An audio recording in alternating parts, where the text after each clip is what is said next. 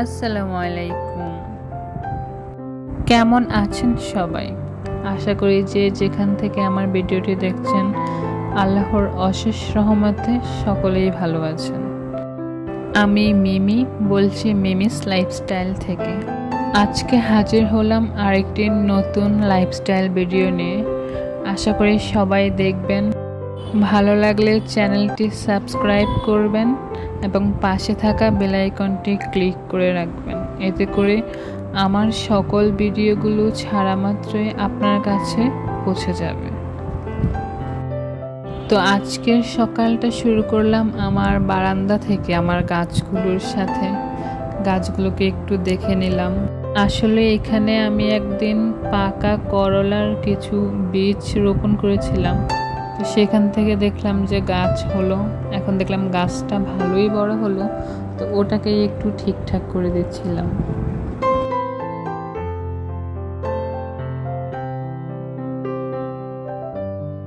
তো এইখানে হচ্ছে আজকে সকালে কিছু বাজার নিয়ে আসা হয়েছে, কাঁচা বাজার, সাথে মাছ, মুরগি আর কিছু শুকনো বাজার।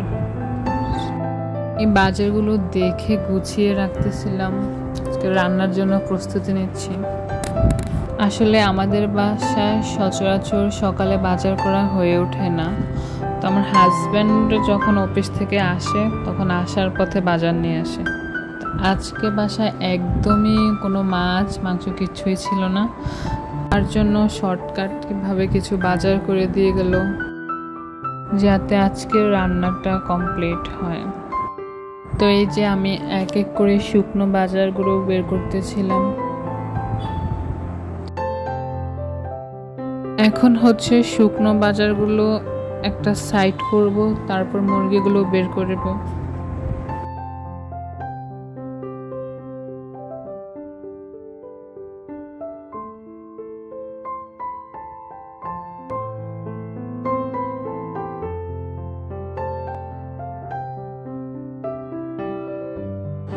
তো এখানে হচ্ছে মোট 5টা মুরগি ছিল, যেখানে 2টা ছিল ব্রয়লার আর 3টা হচ্ছে পাকিস্তানি। তো মুরগিগুলো হচ্ছে আজকে আমি এভাবেই ফ্রিজে রেখে দেব। মুরগির কাটাকুটা ঝা করার কালকে করে প্যাকেট করে রেখে দেব। তো এখন হচ্ছে আমি মাছগুলো পরিষ্কার করে সেগুলোকে প্যাকেট করে ফ্রিজে রেখে দেব। সাথে হচ্ছে আজকে রান্নার জন্য কয়েক পিস রাখবো, সেটা দিয়ে আজকে রান্না করব। যারা কষ্ট করে এই পর্যন্ত আমার ভিডিওটি দেখছে তারা আরেকটু কষ্ট করে আমার ভিডিওতে একটা লাইক এবং সাবস্ক্রাইব করে দিবেন, এতে করে আরও অনেকের কাছে আমার ভিডিওটি পৌঁছে যাবে।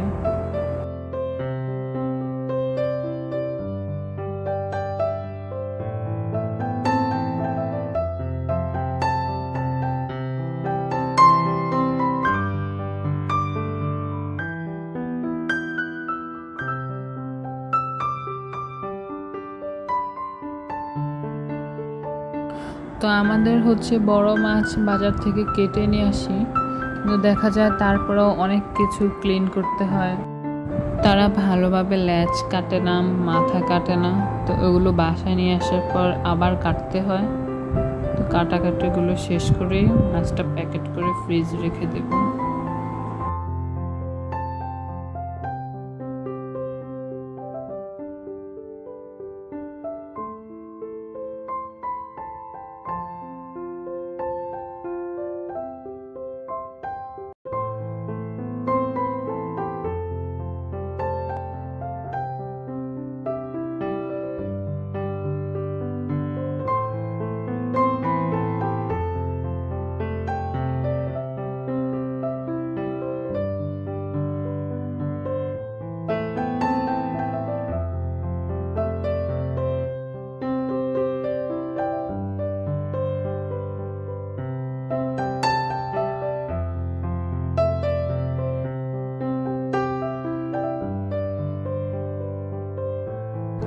তো এই তো মাছগুলো ভালোভাবে কেটে পরিষ্কার করে ধুয়ে প্যাকেট করে এখন ডিপ ফ্রিজে রেখে দেব।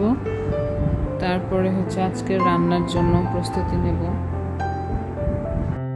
রান্না বান্না যাওয়ার আগে আপনাদের সাথে আমার কিচেনের একটা হ্যাক শেয়ার করি। আমার বাসায় ভীম লিকুইড আসলে আমি করি কি, এভাবে আলাদা একটা বোতলে অল্প পরিমাণ ভীম লিকুইড নিই, তার সাথে একদম পুরো বোতল ভর্তি পানি নিই। এতে করে হয় কি, ভীম লিকুইডটা অনেক দিন চলে যায় অনায়াসে। তা আপনারা চাইলে ট্রাই করতে পারেন, এতে করে অনেকটাই সাশ্রয়ী হয়।